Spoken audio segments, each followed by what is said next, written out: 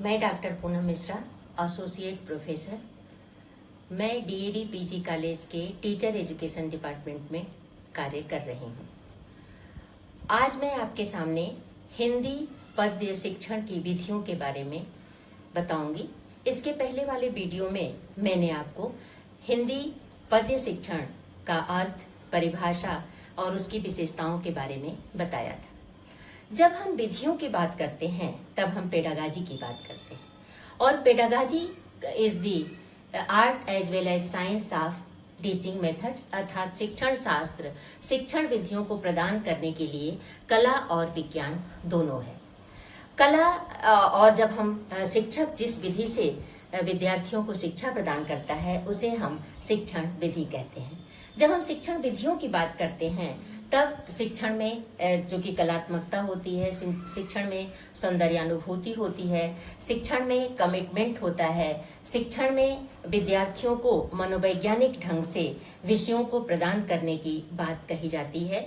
विद्यार्थियों की शारीरिक आवश्यकताओं के अनुसार विभिन्न विधियों का चयन किया जाता है और उन अवस्थाओं में विद्यार्थियों को जो भी शिक्षा प्रदान की जाती है वो चूंकि अब बाल केंद्रित शिक्षा पर विशेष बल दिया जाता है, इसलिए हम पेडागाजी की बात करते हैं।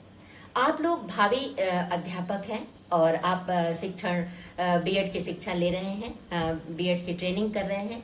और जब हम ट्रेनिंग की बात करते हैं तब हम उसमें स्किल्स को डेवलप करने की बात करते हैं, शिक्षण कौशलों को डेवलप करने की बात करते हैं, विभिन्न विधियों से अध्यापन कराने की बात करते हैं। तो जब पद्य शिक्षण की बात आती है तो पद्य शिक्षण में मैंने पहले ही आपको बताया था कि पद्य शिक्षण में रसात्मकता होती है, पद्य शिक्षण में भावानुभूति होती है, पद्य शिक्षण में आनंद की अनुभूति होती है।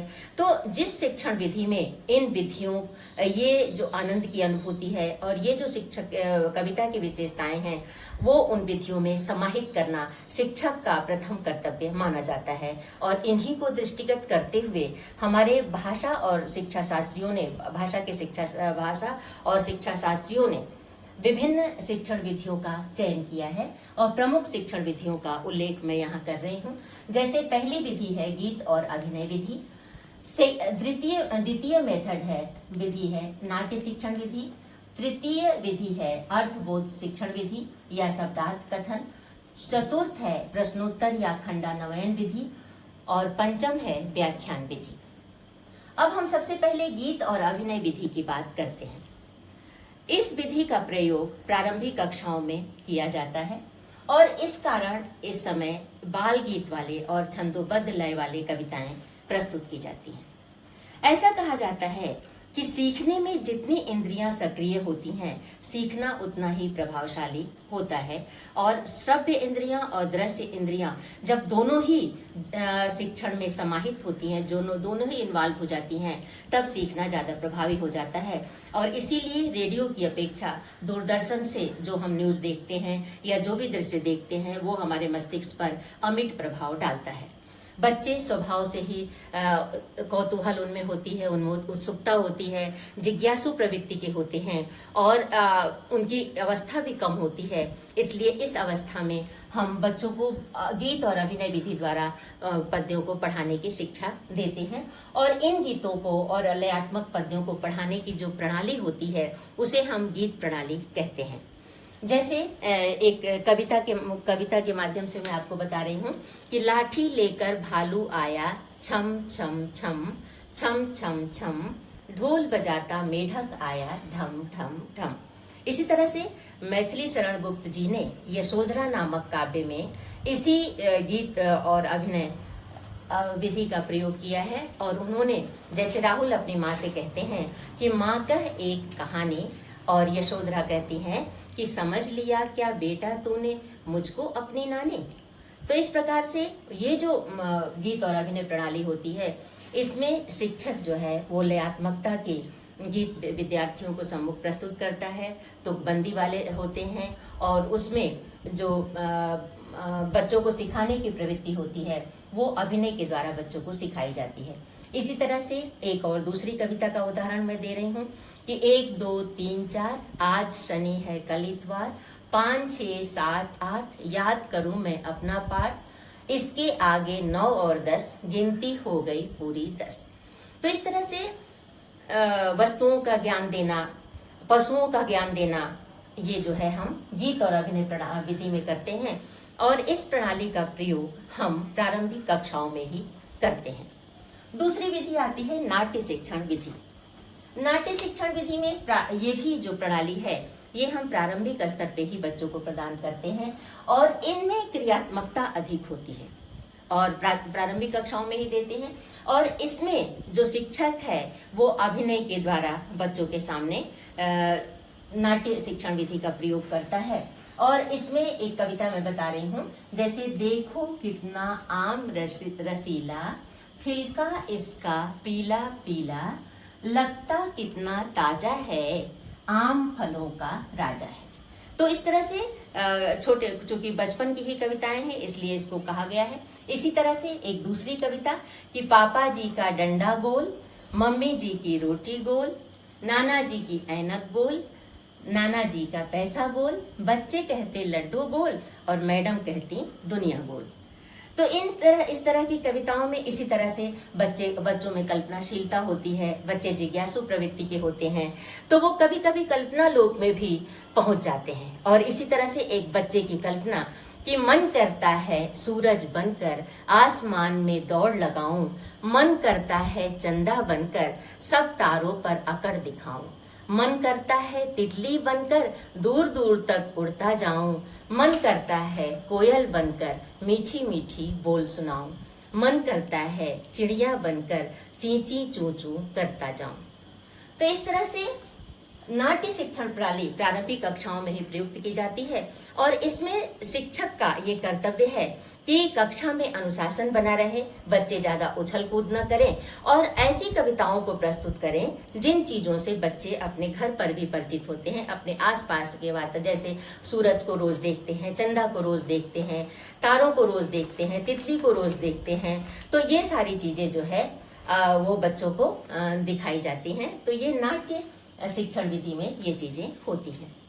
अब मैं तृतीय प्रणाली पर आती हूँ जिसे अर्थबोध विधि या शब्दार्थ कथन विधि कहा जाता है। इस विधि में शिक्षक किसी छात्र से कविता पढ़ने को कहते हैं और छात्र जो है और शिक्षक कठिन शब्दों का अर्थ बताता है और शिक्षक जो है उसका अर्थ जो है वो बताता जाता है। लेकिन ये विधि जो है वो सर्वथा दोषपूर्ण मानी जाती है। ये विधि कक्षा 4 और 5 से ही प्रारंभ हो जाती है और माध्यमिक स्तर तक शिक्षक जो है इस विधि का प्रयोग करते हैं। ये परंपरागत शिक्षण विधि है, लेकिन ये विधि जो है सर्वथा दोषपूर्ण है क्योंकि हमारी कविता का जो मुख्य उद्देश्य है, जो भावानुभूति कराना, कल्पनानुभूति कराना, विद्यार्थियों के भाव पक्ष को प्रभावित करना, विद्यार्थियों के हृदय पक्ष को प्रभावित करना, वो अर्थ बता देने से कविता शुष्क हो जाती है, कविता नीरस हो जाती है। इसलिए इस विधि से पढ़ाना ज्यादा उचित नहीं माना जाता है। एक दो कविता का उदाहरण मैं इसमें देती हूँ कि जैसे हटकर बैठा चांद एक दिन, माता से ये बोला, सिलवा दो माँ मुझे ऊन का मोटा एक झिंगोला। श्री रामधारी सिंह दिनकर जी इस कविता के रचयिता हैं और उन्होंने चांद की मनोवृत्ति को, चांद की भावनाओं को इस कविता के माध्यम से उजागर किया है। इसमें चांद अपनी माता से जिद करके कहते हैं कि माँ मुझे आसमान में रहते हुए सर्दियों की रातों में बहुत ठंड लगती है, मुझे ऊन का एक मोटा झिंगोला या झिंगोला जिसे वस्त्र हम कहेंगे वो बनवा दीजिए। इसी तरह से दूसरी कविता जो मैथिली शरण गुप्त ने कही है कि नर हो न निराश करो मन को, कुछ काम करो कुछ धाम करो, जग में रहकर कुछ नाम करो, ये जन्म हुआ किस अर्थ हो, समझो जिससे ये व्यर्थ न हो। कुछ काम करो कुछ धाम करो, जग में रहकर ये कुछ नाम करो, नर हो न निराश करो मन को। इस कविता में श्री गुप्त जी ने मनुष्य जीवन को सार्थक बनाने के लिए सार्थक बनाने पर ज्यादा जोर दिया है। अगर मनुष्य में नैराश्य की भावना आ जाती है तो मनुष्य जो है अपने पद से विचलित हो जाता है। इसलिए ऐसे में उन्होंने कर्तव्य मार्ग पर आगे चलने की बात कही है कि यदि मनुष्य हैं तो अगर आप मनुष्य हैं तो आप में जो भाव होते हैं वो पेसिमिस्टिक नहीं होने चाहिए, ऑप्टिमिस्टिक होने चाहिए। आशावादी विचारों को हमें रखना है, मन में निराशा नहीं लाना है। अगर हम मन में निराशा लाएंगे तो हम जीवन में आगे नहीं बढ़ पाएंगे। तुम्हारा जन्म इस जीवन को सार्थक बनाने के लिए हुआ है, इसलिए इस जीवन को सार्थक बनाने के लिए कुछ काम करो, कुछ धाम करो, और अगर जग में आए हो तो कुछ नाम करो। स्वामी विवेकानंद की तरह बनो, अब्दुल कलाम जी की तरह बनो। जैसे कहते हैं, तुलसीदास जी ने भी कहा है कि बड़े भाग मानुष तन पावा, सुर दुर्लभ मुनि ग्रंथन गावा। तो बड़े भाग्य से मनुष्य का तन मिलता है, शरीर मिलता है, इसलिए मन में नैराश्य भाव न लाओ। तो ये अर्थबोध विधि में या शब्दार्थ कथन विधि में हम लोग इसको इस विधि के द्वारा अर्थ बताता जाता है शिक्षक, और विद्यार्थी जो है उसका अर्थ समझता जाता है। लेकिन इस विधि को हम सर्वथा दोषपूर्ण विधि मानते हैं। अब मैं आती हूँ चतुर्थ विधि पर, जिसे हम प्रश्नोत्तर विधि या खंडान्वयन विधि कहते हैं।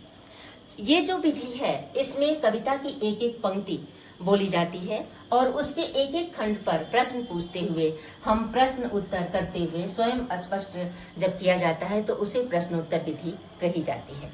ये विधि थोड़ी ऊंची कक्षाओं में, बड़ी कक्षाओं में प्रयुक्त की जाती है, लेकिन प्रश्नोत्तर विधि में हम मतलब कविता का अर्थ न बताकर, सीधे अर्थ न बताकर प्रश्नों के माध्यम से कविता का अर्थ बताया जाता है। जैसे एक कविता के माध्यम से मैं इसे स्पष्ट करती हूँ। जैसे प्रीति कर काहू सुख न लहो, प्रीति पतंग करी दीपक सो, संपुट माज लहो। तो इसमें प्रश्न के माध्यम से कि कवि जो है इस कविता में क्या कहना चाहता है। पतंगा ने किससे प्रीति की है, इसका क्या परिणाम हुआ है, और हमें प्रीति क्यों नहीं करना चाहिए, प्रीति करने से क्यों नहीं सुख मिलता है। तो इस प्रकार से प्रश्नों के माध्यम से हम कविता का अर्थ स्पष्ट करते जाते हैं।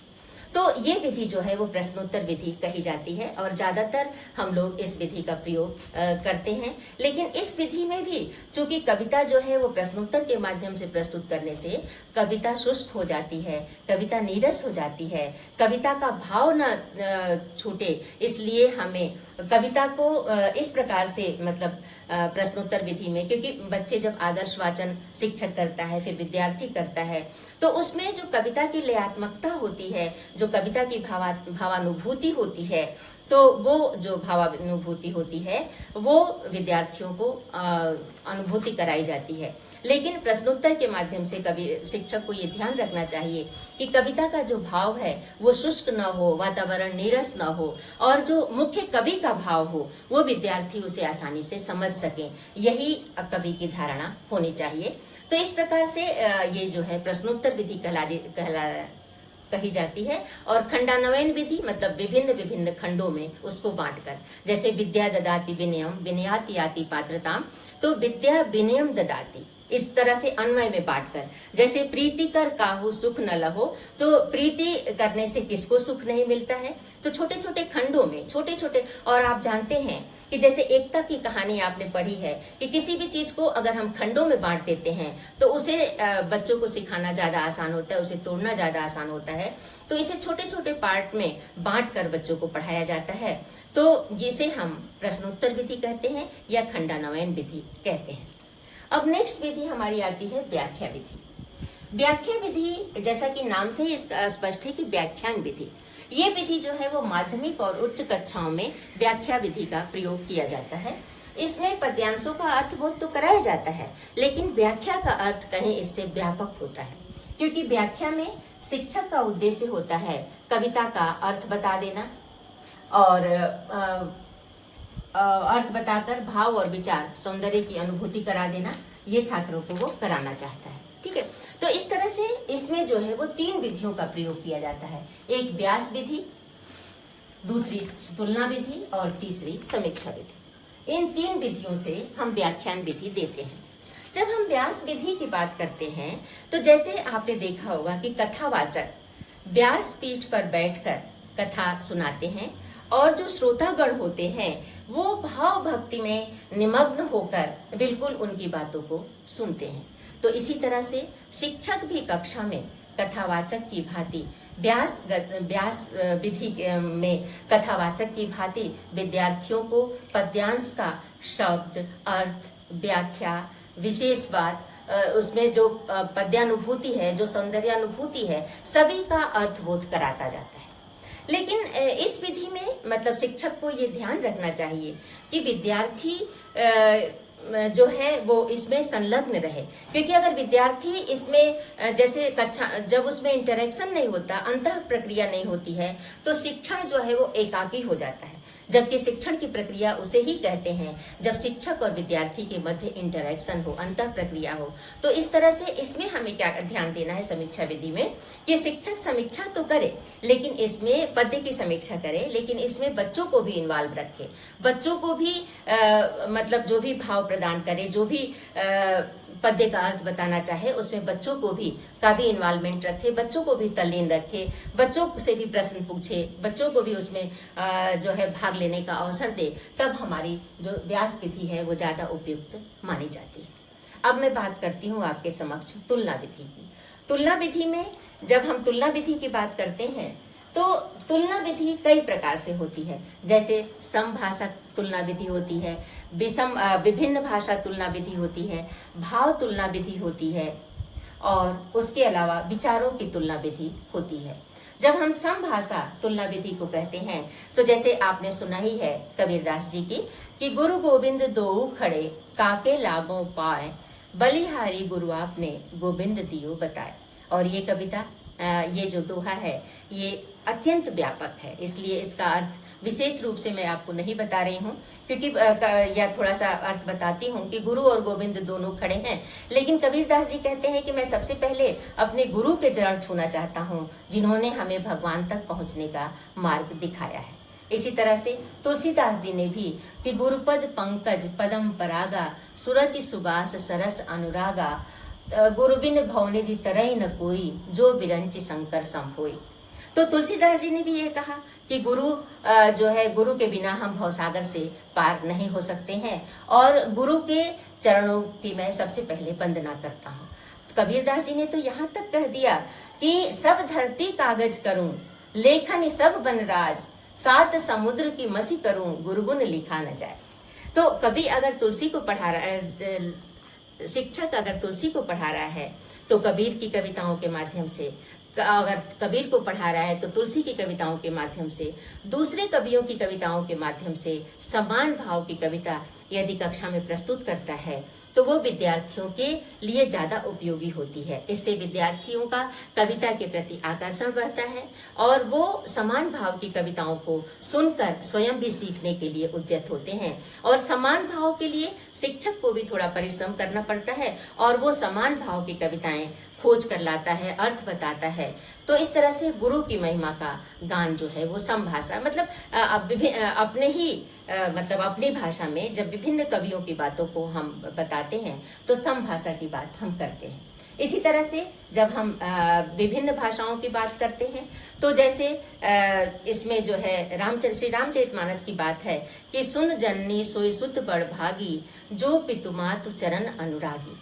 कि रामचंद्र जी कहते हैं कि हे माता, वही पुत्र जो है बड़ भाग्यशाली होता है जो अपने माता पिता के चरणों में अनुराग रखता है, प्रेम रखता है, कहना मानता है। इसी तरह से श्री रामचरितमानस में पहले भी उद्धृत है कि प्रातःकाल उठ के रघुनाथा, माता पिता गुरु नाम ही माथा।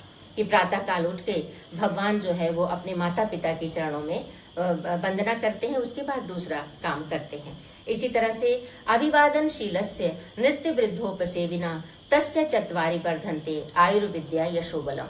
कहा गया है कि मतलब अगर जो लोग अपने से बड़ों का अभिवादन करते हैं, जो उनको प्रणाम करते हैं, उनकी 4 चीजें निरंतर बढ़ती हैं, आयु, विद्या, यश और बल। इसलिए ये नीति की शिक्षा दी गई है कि हमें अपने बड़ों को प्रणाम करना चाहिए, अपने बड़ों का अभिवादन करना चाहिए, जिससे अनायासी उसके फलस्वरूप जो है हमें ये 4 चीजें मिलती हैं। और ये जब 4 चीजें जीवन में मिल जाएंगी तब हमें और किसी चीज की उम्मीद नहीं होगी, किसी चीज की भी आवश्यकता नहीं होगी। क्योंकि कहा जाता है कि प्रणाम में वो मतलब जब हम किसी को प्रणाम करते हैं तो उसका जो आशीर्वाद मिलता है वो हमें दूर दूर तक पहुंचा देता है, और मतलब हमें सफलता की ऊंचाइयों तक पहुंचा देता है।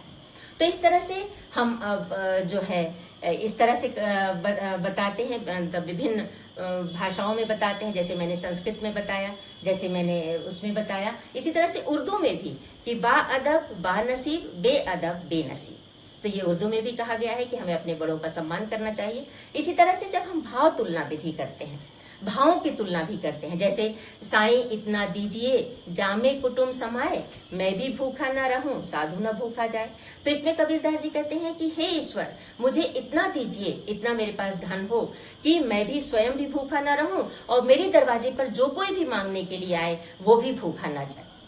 सर्वधर्म मतलब जैसे विश्व बंधुत्व की बात है कि मतलब हम सारे विश्व को, सारे कुटुंब, वसुधैव कुटुंबकम की बात है कि जो भी हमारे दरवाजे पर आ जाए वो कोई भी भूखा ना जाए, वो कोई भी खाली ना जाए। और हमारी भारतीय संस्कृति तो इतनी महान है कि भारतीय संस्कृति की जड़ें जो है वो इतनी गहरी हैं कि इसमें तो सर्वधर्म संभाव की बात, वसुधैव कुटुंबकम की बात, कि ईद देश प्रसूतस्य सकाशाद अग्रजन्मना स्वसा चरित्रम शिक्षिन पृथिव्या सर्व मानवा, कि मतलब भारतवर्ष में कि भारत भूमि पर अपने अपने चरित्र की शिक्षा जो है वो पृथ्वी के सभी मानवों ने ली है। तो यहाँ तो मानवता की, विश्व बंधुत्व की, अनेकता में एकता की जड़ें जो है बहुत गहरी हैं।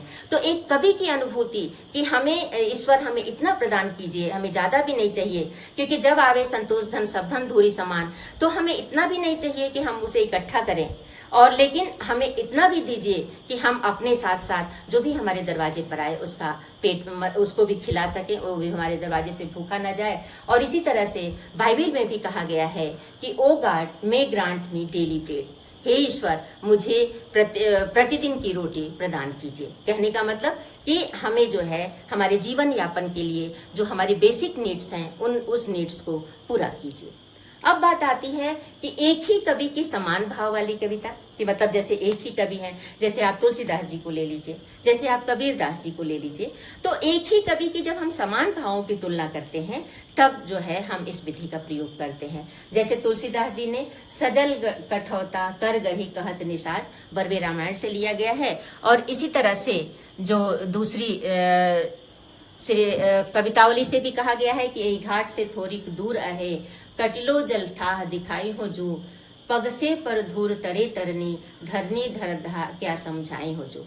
और इसी तरह से श्री रामचरितमानस में कि मांगी नाव न केवट आना, कहा तुम्हार मरम में जाना, छुअत सिला भई नारी सुहाई, पाहन तेन नाव कठिनाई।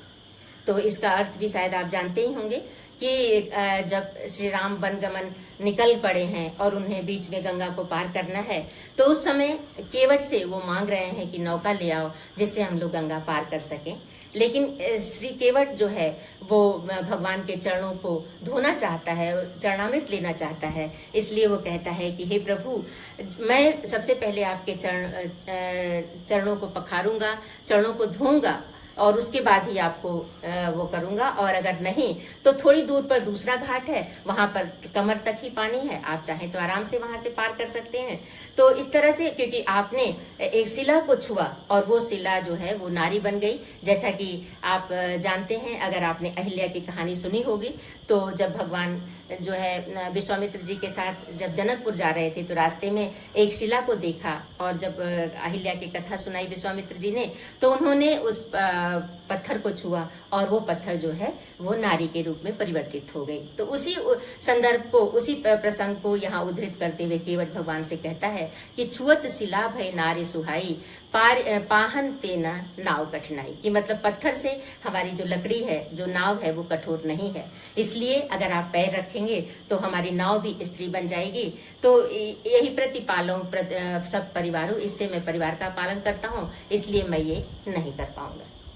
तो इस तरह से हम समभाव की कविता कहते हैं। इसी तरह से जब हम व्याख्या की बात करते हैं तो जैसे हम कहते हैं कि करम गति टारे नाहि टरे, ठीक है, क्योंकि व्याख्या में मैंने बताया आपको कि हम भाव सौंदर्य की बात करते हैं, पद सौंदर्य की बात करते हैं। तो जब हम बात करते हैं कि करम गति टारे नाहि टरे, तो जब हम उसकी अर्थ की जब हम केवल अर्थबोध कराएंगे तब हम ये बोलेंगे कि कबीरदास जी कहते हैं कि कर्मों की गति को टाला नहीं जा सकता है। तो कर्मों की गति को टाला नहीं जा सकता, तो उसमें मतलब कि हम भाग्य को नहीं बदल सकते हैं। और इसमें अगर हम व्याख्या विधि की बात करेंगे तो हम जो है वो कई अंतर कथाओं को देंगे। कई अंतर कथाओं को, जैसे हम श्री हरिश्चंद्र जी का उदाहरण देंगे बच्चों के सामने, हम भगवान कृष्ण का उदाहरण देंगे कि भगवान होते हुए भी वो जो है वो महाभारत का युद्ध नहीं टाल सके। महर्षि वशिष्ठ जैसा ज्ञानी ने भी श्री राम जी के राज्याभिषेक का मुहूर्त देखा था, लेकिन उस मुहूर्त के बाद भी भाग्य में लिखा होने पर श्री राम को वनवास मिला और दशरथ जी की मृत्यु हुई। तो इन अंतर कथाओं से हम केवल कर्म गति टारे नाही टारे एक लाइन में नहीं, अगर हमें व्याख्या करना है तो हमें संदर्भ बताना है, हमें प्रसंग बताना है, हमें अंतर कथाएं बतानी है और अपनी व्याख्या का विस्तार करना है। क्योंकि उच्च कक्षाओं में बच्चों में काव्य सौंदर्य और भाव सौंदर्य की अनुभूति हो चुकी होती है। उस समय केवल एक लाइन में बता देने से, जैसे मैंने पहले भी आपको बताया था कि एक ही सूर, कबीर और तुलसी के दोहों को हम प्राथमिक स्तर से लेकर विश्वविद्यालय स्तर तक पढ़ाते हैं, लेकिन अंतर इतना होता है कि उसमें हम बच्चों को स्मृति स्तर, बोध स्तर और चिंतन स्तर तक पढ़ाने की बात करते हैं। तो इस तरह से हम विद्यार्थियों को जब व्याख्या की बात करते हैं तो उसमें बहुत सारी चीजों की व्याख्या आ जाती है। अब एक जो है कविता का उदाहरण मैं व्याख्या के द्वारा आपको समझाती हूँ। जैसे चारु चंद्र की चंचल किरणें खेल रही हैं जलथल में, स्वच्छ चांदनी बिछी हुई है अवनी और अंबर तल में, पुलक प्रकट करती है धरती हरित तृणों की नोकों से, मानो झूम रहे हैं तरुभी मंद पवन के झोंकों से।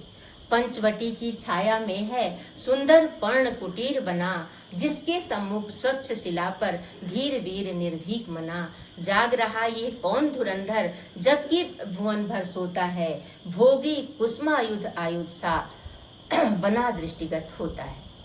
अब इसकी जब हम व्याख्या करेंगे तो प्रसंग बताएंगे कि जब भगवान राम वन को 14 वर्ष के लिए जब उनको वनवास हो जाता है तो वनवास के समय में वो पंचवटी में जाकर जो है अपने कुटिया बनाते हैं और उस कुटिया में जो है वो भगवान राम और सीता कुटिया के अंदर होते हैं और जो लक्ष्मण जी हैं वो पूरी रात जग के जो है वो पहरा देते हैं। और उस समय गुप्त जी जो मैथिली शरण गुप्त इसके रचयिता हैं और उन्होंने खड़ी बोली में इसको लिखा है और इसका जो काव्यगत सौंदर्य है इसमें बहुत अलंकार है, मैं आगे बताऊंगी। तो जब हम इसकी व्याख्या करेंगे तब ये बताएंगे कि यहाँ पंचवटी के प्राकृतिक सौंदर्य का वर्णन किया गया है। कवि कहते हैं कि सुंदर चंद्रमा की जो किरणें हैं वो जल और थल में फैली हुई हैं और पृथ्वी और आकाश में स्वच्छ चांदनी जो है वो फैली हुई है और हरी हरी घास की नोकें ऐसी लगती हैं मानो वो पृथ्वी के सुख से रोमांचित हो रही हैं और वहाँ के सभी वृक्ष जो है वो मंद मंद पवन के झोंकों से ऐसे बह रहे हैं जैसे कि झूमते हुए प्रतीत हो रहे हैं। और पंचवटी की छांव में पत्तों की सुंदर कुटिया बनी हुई है जिसके पास ही एक शिला पर श्री लक्ष्मण जी बैठे हुए हैं और इस समय ये एक योगी की तरह दिखाई दे रहे हैं और जाग रहा है ये कौन धनुर्धर जबकि भुवन भर सोता है, मतलब योगी की तरह दिखाई दे रहे हैं। और ये कौन सा धनुर्धर, लक्ष्मण जी के लिए श्री गुप्त जी ने इसको प्रस्तुत किया है कि ये धनुषधारी धनुर्धर जाग रहा है जबकि पूरा विश्व इस समय सो रहा है। और भोगी कुसुमायुध योगी सा, तो वो भोगी मतलब वो जो अपना आयुध लिए हुए है और ऐसा लगता है कि जैसे उनके वेश को देखकर राजपुत्र मालूम होते हैं और ऐसा लगता है कि ये योगी नहीं, इनको तो राज सुख लेना चाहिए, ये जंगलों में रहने लायक नहीं है, लेकिन फिर भी इन्होंने वैराग्य धारण किया है और जंगल के बीच में बैठे हुए हैं। तो इस कविता की अगर हम व्याख्या करें तो इस कविता में जो काव्यगत सौंदर्य है वो खड़ी बोली है, चांदनी रात का सुंदर और मनोरम दृश्य उपस्थित किया गया है, प्रकृति का मानवीकरण किया गया है, अनुप्रास अलंकार और उत्प्रेक्षा अलंकार बताया गया है। इसकी शैली परिमार्जित है, भाषा शुद्ध है और वर्णनात्मक छंद है, छंद मात्रिक है और शैली वर्णनात्मक है। इसमें एक समभाव की कविता भी आपको मैं बताती हूँ कि एक चपल बाला से सुंदर चंद्र किरण दिखलाती है, एक चपल बाला से सुंदर चंद्र किरण दिखलाती है, जलथल में अनुपम क्रीड़ा कर सबके मन को भाती है। तो इस तरह से इस कविता के द्वारा मैंने आपको व्याख्या विधि का एक अच्छा उदाहरण दिया है और इसको आप कोट कर सकते हैं। अब नेक्स्ट आता है समीक्षा विधि। जब हम समीक्षा विधि, अभी तक मैंने आपको व्यास विधि के बारे में बताया, तुलना विधि के बारे में बताया और मैं आपको समीक्षा विधि के बारे में बता रही हूँ। समीक्षा विधि में की जब बात आती है तो हम जो है वो समीक्षा, जैसे भाव की समीक्षा करेंगे, उसके जो अंतर्गत तत्व हैं उनकी समीक्षा करेंगे, रस की समीक्षा करेंगे, अलंकारों की समीक्षा करेंगे, काव्यगत भावों की समीक्षा करेंगे। तो सभी चीजों की भावगत सौंदर्य की समीक्षा करेंगे, जो विचार हैं उसकी समीक्षा करेंगे, कवि के बारे में कवि की समीक्षा करेंगे, उसके विचारगत भावों की समीक्षा करेंगे। तो ये मतलब समीक्षा का मतलब आलोचनात्मक प्रस्तुतिकरण, मतलब उस कविता में क्या अच्छा है, उस कविता में क्या बुरा है, क्योंकि इस स्तर तक आते आते विद्यार्थियों को समीक्षा का गुण भी उनमें आ जाना चाहिए। तो इस तरह से ये जो समीक्षा की बात है ये हमें विद्यार्थियों को बताना चाहिए। तो ये विधि जो है वो काफी उपयुक्त मानी जाती है। इस तरह से मैंने आपको पद्य शिक्षण की विभिन्न विधियों को आपके सम्मुख प्रस्तुत किया, और इन विधियों में मतलब हर स्तर के लिए कौन सी, जैसे गीत और अभिनय प्रणाली और नाट्य प्रणाली, ये प्रारंभिक कक्षाओं में प्रयुक्त की जाती है। अर्थबोध प्रणाली या शब्दार्थ कथन ये परंपरागत प्रणाली है और ज्यादातर शिक्षक इसका प्रयोग करते हैं, लेकिन ये विधि जो है सर्वथा उपयुक्त नहीं मानी जाती है, क्योंकि ये कविता के भावों को दूसरों पर प्रकट नहीं करती है। इसके अलावा जब हम प्रश्नोत्तर की बात करते हैं तो छोटे छोटे प्रश्नों के माध्यम से हम विद्यार्थियों को प्रश्नों का अर्थ बताते हैं, प्रश्नों के माध्यम से कविता का अर्थ बताते हैं। और सबसे मतलब व्याख्यान विधि का हम इसको माध्यमिक कक्षाओं और उच्चतर माध्यमिक कक्षाओं में व्याख्यान विधि का प्रयोग करते हैं, और उसमें मैंने आपको बताया कि 3 जो है उसके सब मेथड है, जिसमें हम व्यास विधि, तुलना विधि और समीक्षा विधि की बात करते हैं।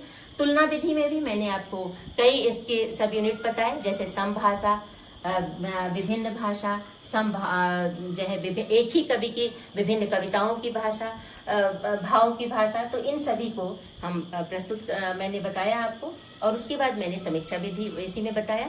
तो इस तरह से ये जो सारी विधियां हैं, इन विधियों में हम क्या करते हैं कि भाव और विचारों की अनुभूति विद्यार्थियों को कराते हैं। तो कविता शिक्षण का जो मुख्य उद्देश्य है रसानुभूति, कि जहाँ न पहुंचे कवि रवि वहां पहुंचे कवि, और इसी तरह से वियोगी होगा पहला कवि, आह से उपजा होगा ज्ञान, निकल कर आंखों से चुपचाप वही होगी कविता अनजान। तो कविता का जो स्वाभाविक अर्थ है, कविता की जो भावानुभूति है, जो रसानुभूति है, वो जो है वो विशेष मायने रखती है। तो इसलिए कविता को हम जो है इस तरह से मैंने कविता शिक्षण की विधियां आपके सम्मुख रखी, और ये जो है मेरा व्याख्यान पूरा। धन्यवाद।